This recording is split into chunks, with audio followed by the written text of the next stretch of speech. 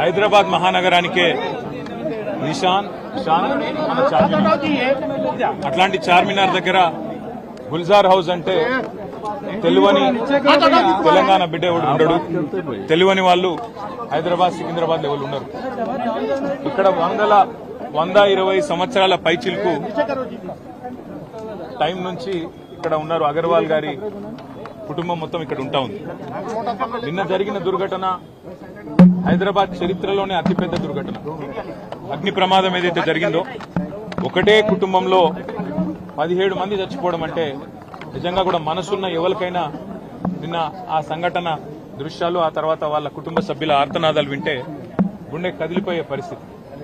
బాధాకరం ఏంటంటే ఇక్కడికి వచ్చిన తర్వాత కుటుంబ సభ్యులు అగర్వాల్ సమాజం యొక్క వాళ్ళ కుటుంబం యొక్క సభ్యులతో మాట్లాడుతుంటే 2.5 పాపను నిన్న అక్కడ సమాధి చేసి వచ్చినాం. అంతకంటే మాకు ఈ జీవితంలో ఇంతకంటే దౌర్భాగ్యమైన రోజు ఇంకోటి ఉండదు. మేము ఎందుకు బతుకున్నామా అనే బాధ అవుతుంది సార్.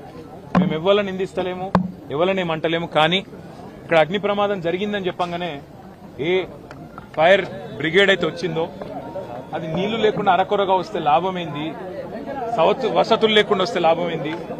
వచ్చిన ఆ ఫైర్ సర్వీస్ వాళ్ళు కూడా మాకు మాస్క్ లేదు కాబట్టి లోపలికి పోలేకపోతున్నామంటే ఇంతకంటే అన్యాయం ఉంటుందా? అట్లే వచ్చిన అంబులెన్స్ లో కూడా మాస్కులు పెట్టకపోతే, ఎందుకంటే ఎప్పుడైనా అగ్ని ప్రమాదంలో ఆ పొగతోని ఊపిరాడదు, ఆ ఊపిరాడకనే ఊపిరి పోతుంది, ప్రాణాలు పోతాయి.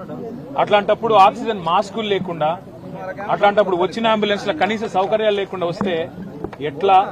ఆ సౌకర్యాలు ఆ ఫైర్ ఇంజన్ లా అంబులెన్స్ లో ఉంటే కొన్ని ప్రాణాలు బతుకుతుండే, కొంతమంది అన్న మా వాళ్ళు బతుకుతుండే అనే బాధ. ఇలా రాజకీయం లేదు, ఎవరిని తిట్టేది లేదు.